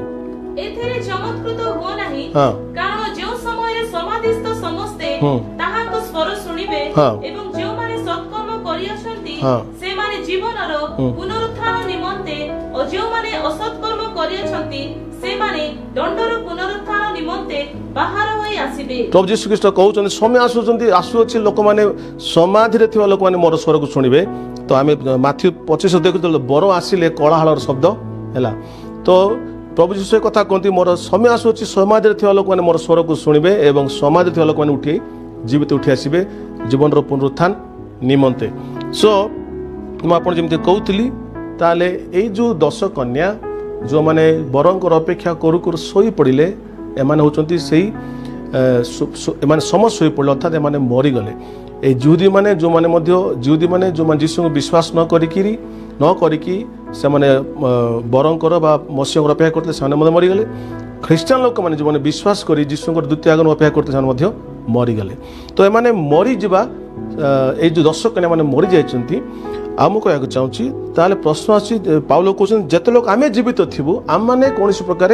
महानिद्रा प्राप्त लोक कौन लिखा महानिद्रा प्राप्त लोक मान अग्रगामी हेबु नाही मोर आमे माने मध्य शून्य मंडल नृत्य हेबु ताले आउ गोटे प्रकार सुबुद्धि कन्या जे कि मरी नाही मरी नथिबा सुबुद्धि कन्या किए ना जो माने यीशु आगमन समय रे थिबे पृथ्वी रे जो माने यीशु आगमन समय जो पुनर्जन्म प्राप्त ख्रीस्टान लोक माने थिबे से माने सुबुद्धि कन्या ए कथा माथ्यू लिखा है माथ्यू 24 पर्व 40-41 पढ़ंतु से लिखा है जीवित सुबुद्धि कन्या पढ़ंतु सेतेबेले दुई जण खेतरे थिबे जणको ग्रहण करा जीवो और अन्य जणको परित्याग करा जीवो दुई जण खेतरे थिबे जणको ग्रहण करा जीवो अन्य जणको परित्याग करा जीवो डाला जीवित जो गोटे व्यक्ति को छड़ा जीवो सेटा हेले अविश्वासी बा से अविश्वासी मध्य जिहुदी अछंती एवं विजाति माने मध्य अछंती एवं दुई जण स्त्री चौकी पेसुथिबे जणको ग्रहण करा जीवो और अन्य जणको परित्याग करा जीवो बस तो लिखा है प्रभु को जीवित मंडली जोटा अछि आपण देखंतु जीवित मंडली अल्प लोक माने अल्प लोक उद्धार पान जीशु कहउचंती तो ए जो जीवित कन्या सुबुद्धि कन्या ए कन्या आम देखुचु जड़े क्षेत्र काम करथिबे दुई जण जण को निया जीव जण को परित्याग करा जाओ जण ग्रहण करा जण को परित्याग करा जीव सो प्रभुकर वाक्य अनुसार आम देखुचु जे ए जो पांचटा सुबुद्धि कन्या विश्वासी माने माने मरि जाइचंती ए जो दुईटी कन्या मध्य गोटे है क्षेत्र काम करथिला जण स्त्री चकी पेस्तला ए दुईटी मरीजा कन्या में सुबुद्धि कन्या माने 5 बंचिथिबा सुबुद्धि कन्या 2 टोटाल है 7 ए 7 सिद्धता को बुझाए मंडली को बुझाए सिद्धता को बुझाए फिनिश्ड वर्क ऑफ क्राइस्ट को बुझाए ख्रीष्टंकर संपूर्ण हित कार्य को बुझाए अच्छा सो आम देखुचु माथ्यू 25 पर्व तार बर्तमान 10 रु 12 पढ़िबा किंतु से माने किनिबा को जाउथिबा समय बर आसिले पुनी जो माने प्रस्तुत थिले से माने ताको सहित विवाह उत्सव रे योगदान करिबा निमंते गृहरे प्रवेश कले आउ द्वार बंद करा गला एथि उतारे अन्य कन्या माने मध्य आसी कहिले हे प्रभु आम पाए द्वार फिटाई दियंतु प्रभु को से उत्तर देले मु तुम मान को सत्य कहू अछि मु तुम मान को जाने नाही तो आमे देखु तले बर चाली गले से माने जाउ किनिबा को जीवा समय रे काहाठरू तेल मिलिबो काहाठी परित्राण मिलिबो जिहुदी माने ए समस्त कथा माने से माने खोजुचंती जे ए समय माने लक्ष लक्ष लोक चाली गले लक्ष लक्ष लोक पृथ्वी छाड़ी की चाली गले ए समय जिहुदी माने परित्राण खोजे प्रकृत परित्राण कोठी अछि तो आमे देखुचु जिहुदी माने खोजिले परित्राण कोठी अछि सेही समय तांग पाखरा समय नथिबो कारण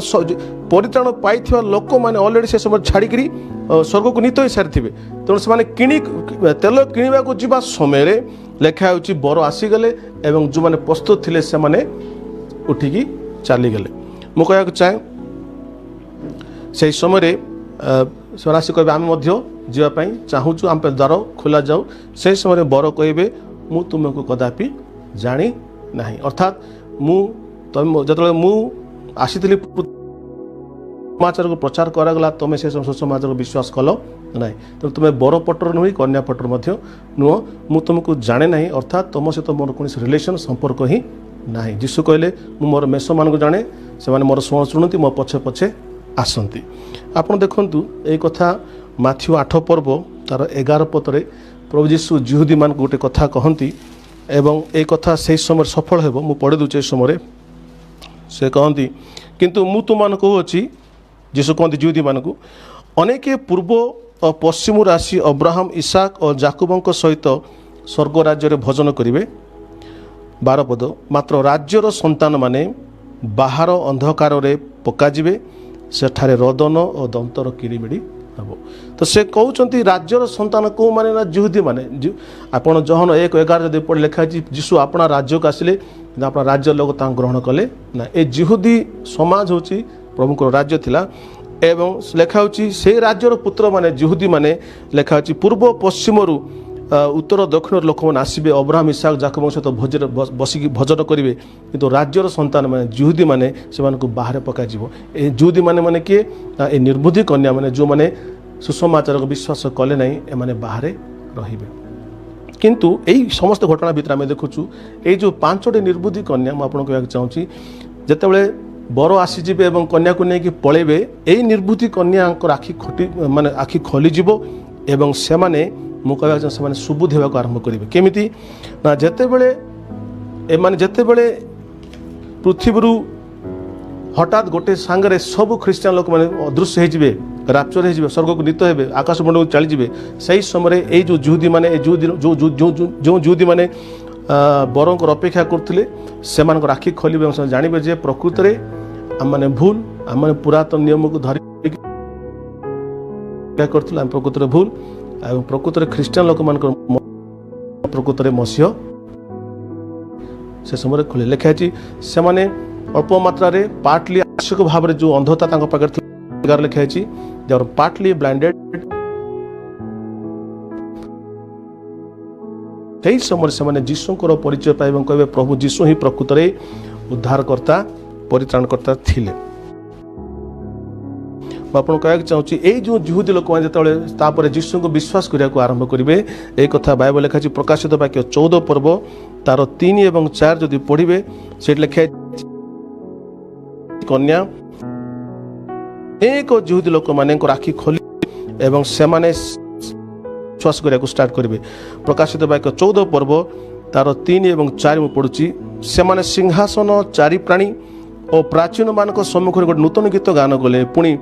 पृथ्वी कृत यही 1,44,000 लोकों को बिना आउ कहीं से गीत शिखी पारे ना से माने स्त्री संसर्ग आपना अलुषित करनथिले कारण से माने सूची मेष शावक जेको स्थान को गमन करती से स्थान को से माने तांकर अनुगामी होती से माने ईश्वर मेषावक उद्देश्य रे प्रथम जात फलस्वरूपे मनुष्य मानक मध्य कृत होई अछंती एई जो 5टी निर्बुद्धि कन्या मान राखी खोलीजिव तापरे एमाने जीशु को विश्वास करने आरंभ करेंगे नूतन नियम पढ़ा आरंभ करेंगे से समय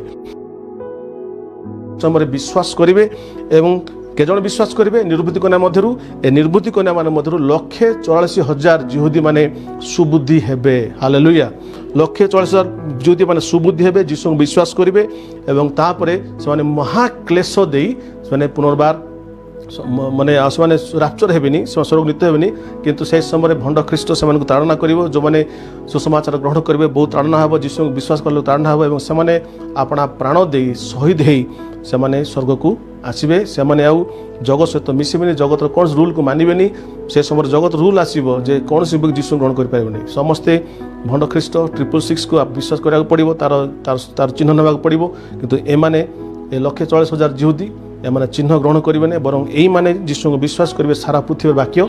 प्रचार करेंगे ये जुहुदी मैंने शेष समय मंडली चलीगला 1,44,000 जुहुदी सारा पृथ्वी वाक्य प्रचार करेंगे और सारा पृथ्वी लक्ष लक्ष लोक कोटि कोटि लक्ष पुनर्बार जीशु को विश्वास करेंगे और मार्टर हेबे शहीद होकर स्वर्ग को से जीवे हालेलुया तेणु मुझे कहना चाहूँगी जे ये जो रैप्चर बा स्वर्ग को नीत हबार विषय आप मैंने शुणिले जे यह वर्तमान मंडली को बुझा सहित जो मंडली ऑलरेडी जीशु को विश्वास कर मरी जाइए जो जुदी मैंने अविश्वास कर मरी से बुझाए किंतु जीवित थिबा लोक आम मैंने कौ प्रकार लोक क्षेत्र काम करता लोक चकी पेस्तुआ लोक आ क्षेत्र काम कर आम काम करुचु किंतु ए भितर जो मैंने विश्वास करते से उठा जाए अन्य जो मैंने विश्वास कर परित्याग कर प्रिय भाई भणी मैंने शेष कथा कहना चाहूँगी आप बुझीपारे विषय जे सब गोटे प्रश्न आसे प्रकृत में किए स्वर्ग को जीव माने किए राप्चर हम किए जीशु आसले किए सहित साक्षात करी प्रथम थेसलोनिक 4 पर्व 16-17 देखुली जे ख्रीष्ट ठारे थे जे मरी से ख्रीष्ट को साक्षात करेंगे ठीक सेमती को मैंने जीशु को साक्षात करेंगे जो मैंने वर्तमान ख्रीष्ट सांगे अच्छा जो मैंने वर्तमान ख्रीष्ट सहित अच्छा मुझे कहना चाहूँगी जिते आम जीशु ख्रीष्ट को विश्वास करूँ से समय आम ख्रीष्ट सहित अच्छु एक कथा प्रथम करंती 1 पर्व देखिए से लिखाई प्रथम करंती 1 पर्व लिखा होची जे आम माने समस्ते ख्रीष्ट सहित अच्छु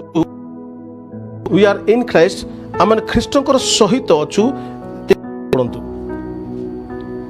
प्रथम करंती 1:30 लिखाई कारण ताहांको हेतु तुमे माने ख्रीष्ट जीशु ठारे अच्छो ईश्वर को हेतु आम मैंने ख्रीष्ट जीशु ठारे अच्छु प्रथम कर 1:30 जे ईश्वर जो जीशु को विश्वास कलु ईश्वर मान ख्रीष्ट सहित रखिले ईश्वर हेतु आम ख्रीष्ट सहित बर्तमान अच्छु दोज बिलीव जो मैंने विश्वास कले बर्तमान ख्रीष्ट सहित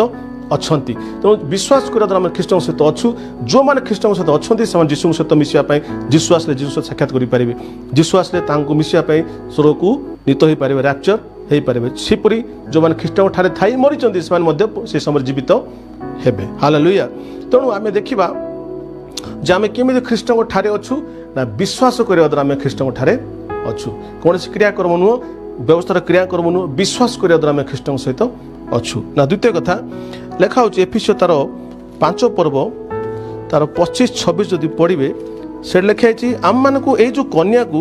आम कन्या आम मान को प्रभु ए कन्या को प्रभु ही प्रस्तुत कर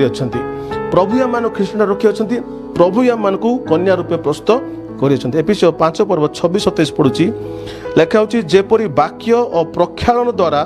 से ताहाकू परिष्कार करी पवित्र करती लेखा हो मंडली को प्रभु जीशु वाक्य एवं जल प्रक्षालन द्वारा